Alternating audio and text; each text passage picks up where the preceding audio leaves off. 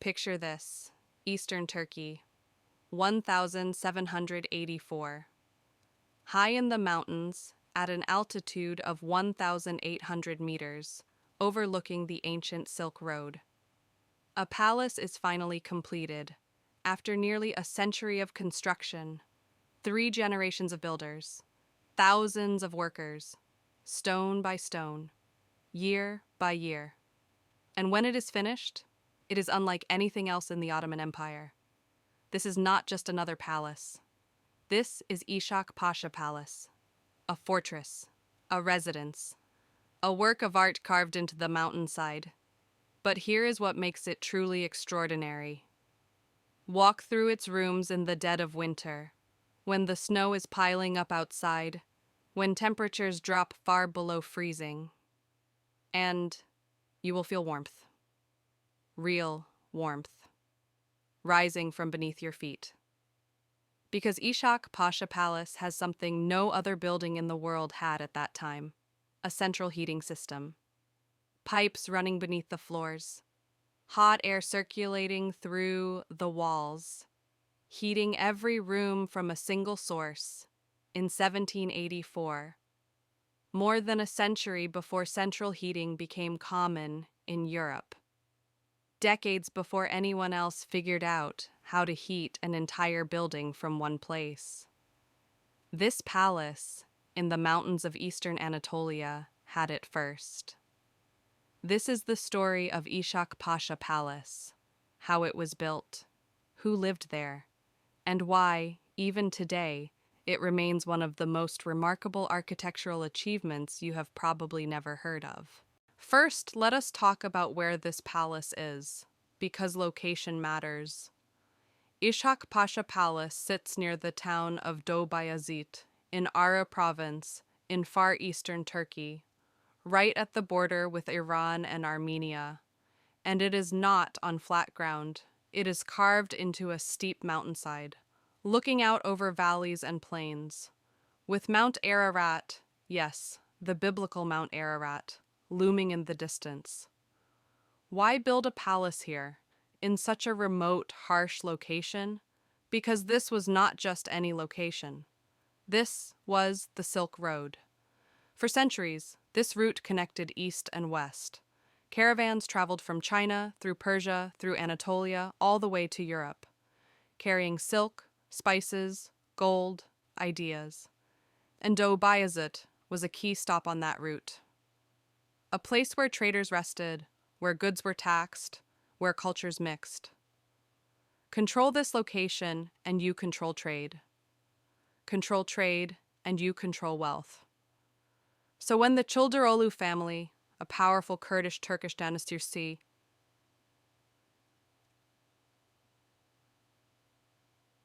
Çapışıkursi Sikorstadırstişine,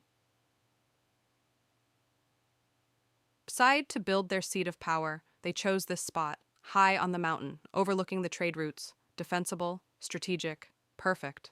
The palace is named after Ishak Pasha, but here is the interesting part. He did not build all of it. The construction of Ishak Pasha Palace took nearly a century. It was started by Cholak Abdi Pasha in 1685, but he died before it was finished. His son, Ishak Pasha, continued the work. And it is his name that stuck. Who was Ishak Pasha? He was a local ruler, a bey, part of the Çıldıroğlu dynasty that controlled this region under Ottoman authority. The Ottomans, at their height, ruled a massive empire, but they could not directly control every corner of it. So they allowed local dynasties, loyal families, to govern certain regions. The Çıldıroğlu family was one of these. They collected taxes, maintained order, protected the trade routes, and they were wealthy, very wealthy, from trade, from taxes, from controlling one of the most important routes in the world. So Ishak Pasha decided to build something that would reflect that wealth, that would last for centuries, that would show everyone, travelers, traders, rivals, that the Çıldıroğlu family was powerful. He poured resources into the palace, the finest craftsmen, the best materials, stone from the mountains, wood from forests, artisans from across the region. And in 1784, nearly a century after construction began, it was finally complete. Ishak Pasha himself did not live to see it entirely finished. His grandson, Ishak Pasha II, completed the final touches. But the palace bears his name and his vision. Now here is what makes Ishak Pasha Palace so visually stunning. It is not just one architectural style, it is a blend, a fusion of cultures. You see Ottoman elements, grand courtyards, domed rooms, elegant arches. You see Seljuk influences, intricate stonework, geometric patterns, the kind of precision that takes years to master. You see Armenian and Georgian touches, carved reliefs, decorative details, Christian and Islamic motifs side by side, and you see Persian elements. Because this region, so close to Iran, was influenced by Persian art and architecture for centuries. The result? A palace that looks like nothing else. Walk through the main gate. You see carvings of the sun and moon, symbols of time, of eternity. Enter the courtyard. You see columns and arches, a mosque on one side, a tomb on the other, living quarters, administrative buildings, all arranged around a central space. Look up at the ceilings, intricate plasterwork, painted designs, some still visible after nearly 250 years. This was not just a fortress. This was a statement, a demonstration of wealth, power, and artistic sophistication. But the most impressive feature, the one that modern engineers still study, the heating system. Ishak Pasha Palace has a central heating system, built in the 1700s. Let that sink in for a moment. In 1784, most buildings in the world were heated by fireplaces, one room at a time. Inefficient, smoky, cold. But Ishak Pasha Palace? It had a system where hot air was generated in a central furnace, then channeled through clay pipes embedded in the floors and walls, heating the entire palace from one source. How did it work? In the basement of the palace, there was a large furnace. Workers would burn wood, lots of wood, to generate heat. That heat would rise, and it would flow through a network of clay pipes and channels built into the structure of the palace. The floors were designed with hollow spaces beneath them. Hot air would circulate through these spaces, warming the stone, which would then radiate heat into the rooms above. The walls, too, had channels. Hot air would rise through them, keeping even the upper floors warm. This is called a hypocaust system. The Romans used a version of it in their bathhouses. But by the 1700s, the knowledge had been mostly lost in Europe. Somehow, the builders of Ishak Pasha Palace, in the mountains of eastern Anatolia, either rediscovered it or adapted it from older regional techniques. And it worked remarkably well. Even in the harsh winters when snow covered the mountains, the palace stayed warm. This was not just impressive for the 1700s. This was advanced engineering by any standard. So who lived here? The Childerolu family, Ishak Pasha and his descendants, their families, their servants, their guards. This was not just a home, it was a seat of government, a fortress, a symbol of power. The palace had everything a ruling family would need. A mosque, for daily prayers, for religious ceremonies. A harem, where the women of the family lived, private, protected. A selamlik, the men's quarters, where the pasha would meet with officials, conduct business, entertain guests.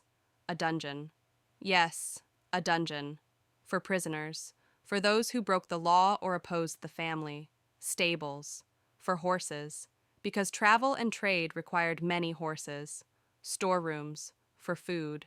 For goods. For weapons. And guest rooms. For visiting dignitaries. For travelers on the Silk Road who needed a safe place to stay. Life in the palace would have been a mix of luxury and duty. The family lived well. They had wealth, comfort, power. But they also had responsibilities. They had to maintain order, protect the trade routes, collect taxes for the Ottoman Sultan, and they had to defend themselves, because this region was constantly contested. Persians, Russians, rival tribes. Everyone wanted control of this strategic location, so the palace was also a fortress. Thick walls, defensive positions, a location high on the mountain where attackers would struggle to reach. But nothing lasts forever. By the 1800s, the world was changing. The Silk Road was declining. New trade routes were opening. Ships were crossing oceans. The old caravan routes were becoming less important. The Ottoman Empire itself was weakening, losing wars, losing territory. Central authority was breaking down. And the Childerolu family? They lost their power. In the early 1800s, the Ottomans centralized control. Local dynasties like the Childerolus were stripped of their authority. The palace was abandoned. The family moved away, or was forced out. And Ishak Pasha Palace sat empty. For decades, for over a century. The harsh mountain weather took its toll. Roofs collapsed. Walls crumbled. Looters took whatever they could carry. By the early 1900s, the palace was a ruin. But ruins have a way of capturing imaginations. In the 20th century, travelers started noticing the palace. Archaeologists, historians, photographers. What is this place, they asked. Who built it? Why is it here? The Turkish government began restoration efforts, slowly, carefully, trying to preserve what was left, trying to understand what had been lost. And as they studied the palace, they realized what they had. This was not just another Ottoman building. This was something special. A fusion of architectural styles, an engineering marvel, a piece of history that connected empires and cultures. Today, Ishak Pasha Palace is a museum, a protected site, a place where visitors can walk through history. You can stand in the courtyard where Ishak Pasha once stood. You can see Mount Ararat in the distance. You can feel the stones that were laid 300 years ago. And if you visit in winter, you can still see the heating channels in the floors, the clay pipes, the evidence of engineering genius from centuries ago. So what is the legacy of Ishak Pasha Palace? It is a reminder that innovation does not only come from the centers of empires, sometimes it comes from the edges, from remote places where necessity drives creativity. It is a reminder that architecture is not just about beauty. It is about solving problems. How do you keep warm in a mountain winter? How do you defend a trade route? How do you show power without words? And it is a reminder that history is full of forgotten marvels, places and people who did extraordinary things, but were lost to time, until someone rediscovers them, until someone asks, what is this place? Ishak Pasha Palace is one of those places, not as famous as Topkapi Palace in Istanbul, not as well known as the palaces of Europe, but just as impressive, just as important, just as worthy of remembering. If this story of engineering genius, architectural beauty, and forgotten history moved you, If you are sitting there thinking about how much we have lost to time, how much brilliance went unrecognized, hit that like button, because history is not just about the famous places. It is about the hidden gems, the remote fortresses, the palaces on mountainsides that changed the world in small but significant ways. And Ishak Pasha Palace is one of the greatest hidden gems in history. We are uncovering all these stories, the forgotten innovations, the architectural marvels, the places that time forgot. So if you want more content that makes you see history differently, that takes you to places you have never heard of. Subscribe and hit that notification bell. Drop a comment. Have you ever been to Ishak Pasha Palace? Would you visit? What forgotten place do you want us to cover next? Thanks for watching. And remember, the most amazing stories are often the ones nobody tells. Until now.